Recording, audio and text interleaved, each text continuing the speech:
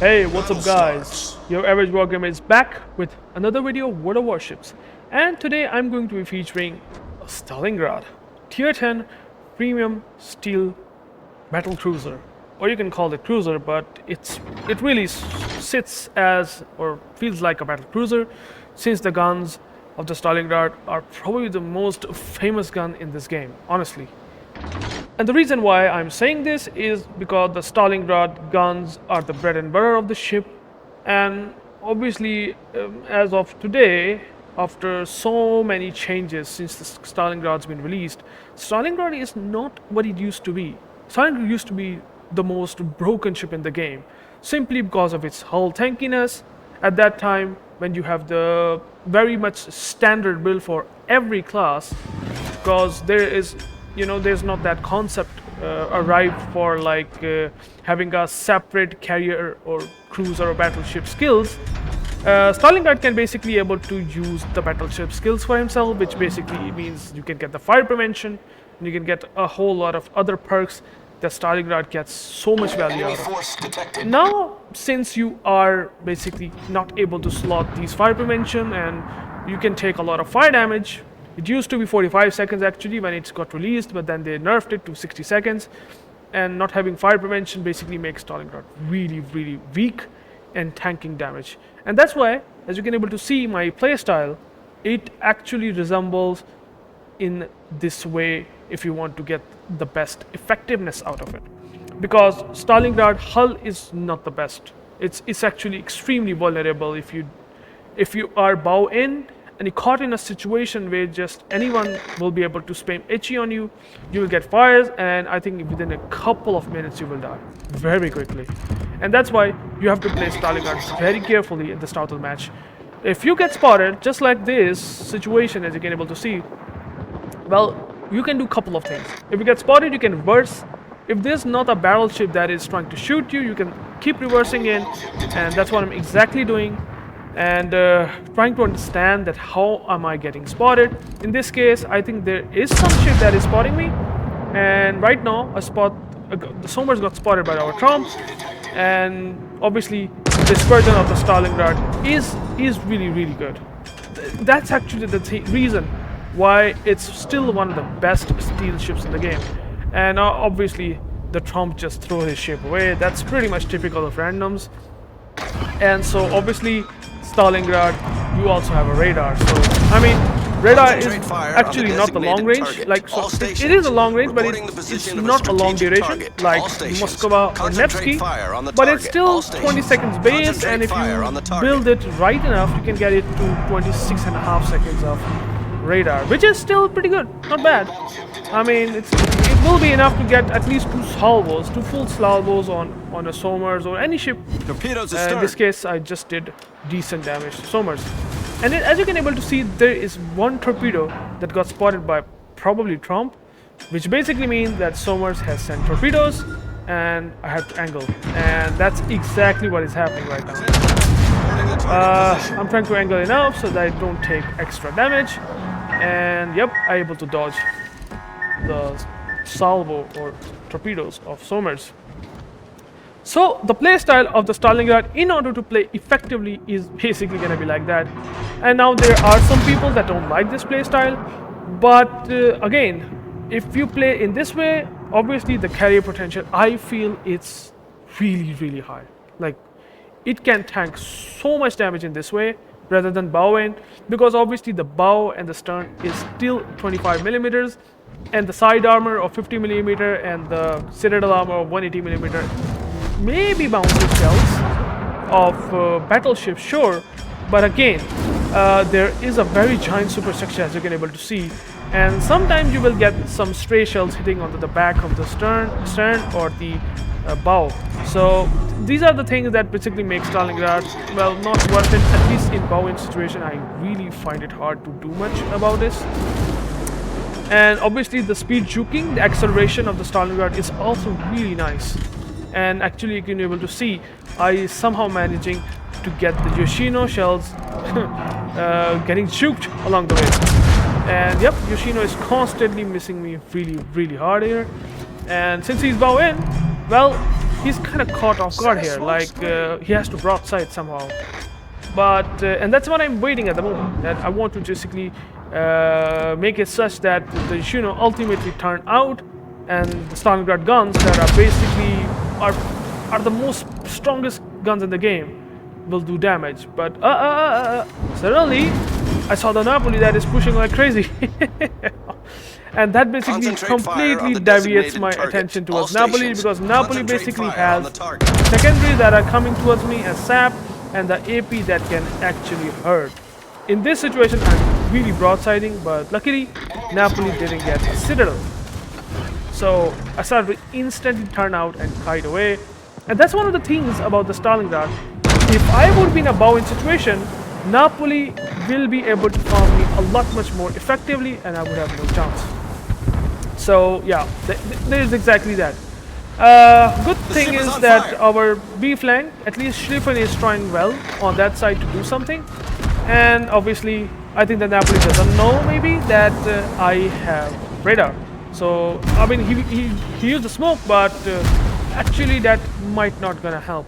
Because the radar is going to be long enough that it will be cutting him off guard in smoke, and people also shooting him hard enough. The Venezias on that side, double Venezia on that side, also doing good damage.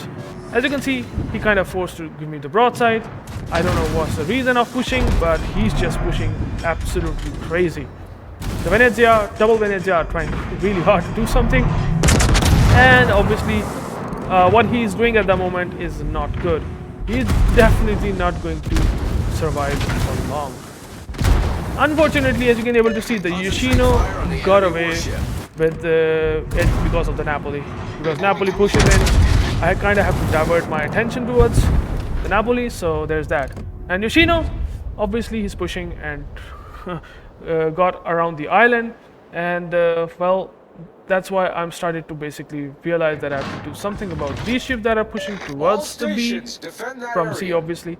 So, but obviously you can able to see Yoshino is also going to die by pushing. So pushing is like, it's not understandable at the moment, like why you are pushing. But these are the players that want to push, sure. They should just not play Yoshino at least, but they cannot understand, right? We are talking about random players. They will do random things and they will have random win rates, so that's what it happens to be. In this situation I saw that I can actually able to push, so it's basically your gut feeling, and you also have to get a map situation awareness. Like if you see the situation that favors you in pushing in Stalingrad, then you can absolutely push. I mean, you don't need to play the way I played right now in kiting, but I felt that way for now to do this, because I simply think that it is beneficial for me to do that, like in a kiting position and farming them, and that actually helps me against Napoli and a couple of ships like Yoshino. Otherwise, I could have lost a lot of HP, maybe not die because there is so much teammate support, but still. The guns, obviously, of the Stalingrad are the bread and butter, simply because they have short fuse arming distance. AP has a reduced arming threshold. I would say not short fuse, though, to be honest. It's a reduced arming threshold, so they arm quickly, and it has basically 380mm guns. Like penetration, you can basically compare the penetration to the likes of Bourgogne, and as you can able to see, the Moine at 18.7 kilometer will just die like that. So it can snipe really well the cruisers, because the citadel damage is basically almost what do I call it, 9,660 with the build that I have, captain build. So that is pretty much how you have to play Stalingrad. Stalingrad basically have the tools to deal with everything. You have 8km ASW attacks, which basically means you can caught submarines with your radar sometimes. That's pretty good. You also have very, very good defensive AA. That actually lasts for 60 seconds if there is a carrier that is trying to really trying hard on you. For example, like FDR, 60 seconds actually help a lot compared to 40 seconds. And obviously it has 6.6 kilometer aura of the A, which is actually long, which again helps a lot in dealing against carriers. You have 4 radars, And radar, even though they are not the longest, they are still 26.5 seconds of radar. That is enough to get 2 volleys against destroyers, or even sometimes submarines when they are on the surface, and you can deal good damage. And then you also have heal. So I mean, Stalingrad is a very all-round good package if you want to get good damage. If you want to play battleship that basically does not have to rely you know, on the teammates much, because in random battles you can actually have all the tools to deal with basically everything. It is how it is, like it is the way it is designed, like the Stalingrad. A lot much utility out there, good tankiness, can actually tank against battleships really well, especially with the spam of 457 mm guns that Wargaming is Torpedoes, doing. dead ahead. It's actually helps so much, really helps. But apart from its strengths, it does have weaknesses, and I can actually able to say that if you don't angle in Stalingrad well, it only has 180 mm Citadel armor, and even though it's slightly tankier than Moscow, and I mean, if you know, it actually helps a lot sometimes. As you can able to see, good damage, broadside, Patri. So I mean, its Citadel is still vulnerable, and you will see that I will get Citadel a couple of times against, I think, the Ruprecht or Schlieffen that might be pushing back towards me. So yeah, you got to understand and make sure that you play really well. In this case, I'm pushing with the team, not pushing too hard, not to get overextended a lot, and trying to take down the Patri along the way.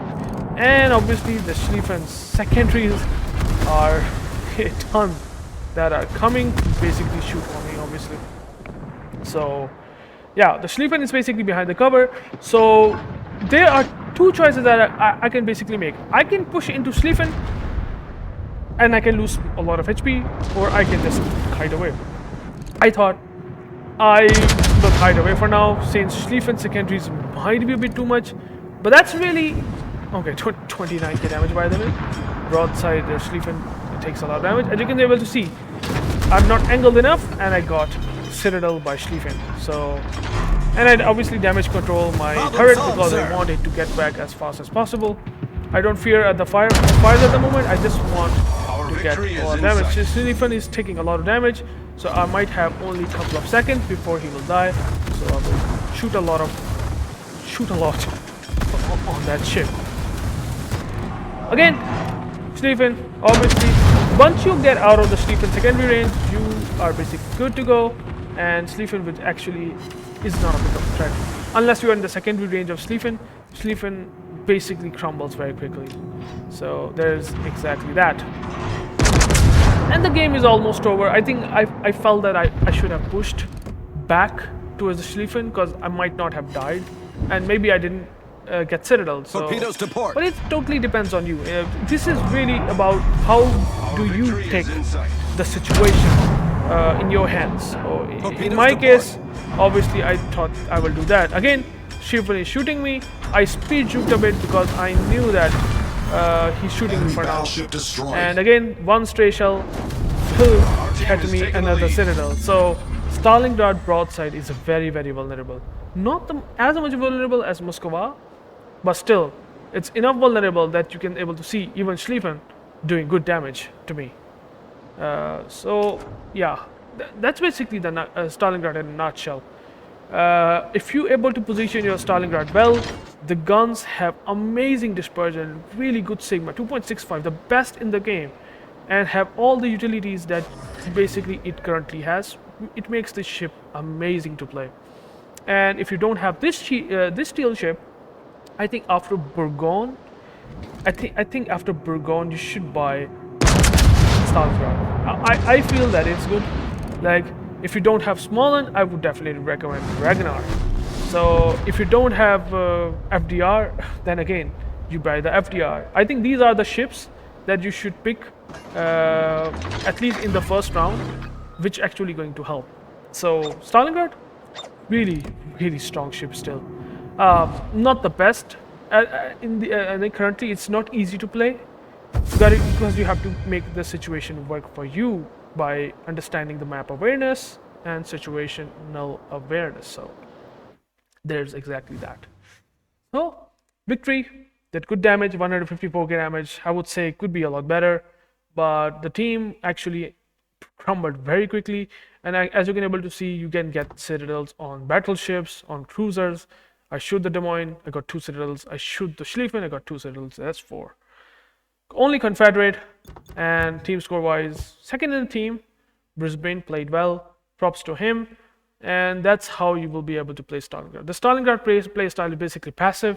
If you don't like this play style, I think that ship might not be for you, but you have to try and test the guns because these guns are sweet, amazing, really, really strong. There are no guns currently in the game that can rival the Stalingrad. It is still the best, one of the best Russian cruisers in the game, and can still have a punching power that I don't think so anyone has. So yeah, that's it for the game. That's it for today. I hope you like the Stalingrad gameplay, and please comment and like and subscribe. That would be really nice, and I will catch you into the next one. Peace out.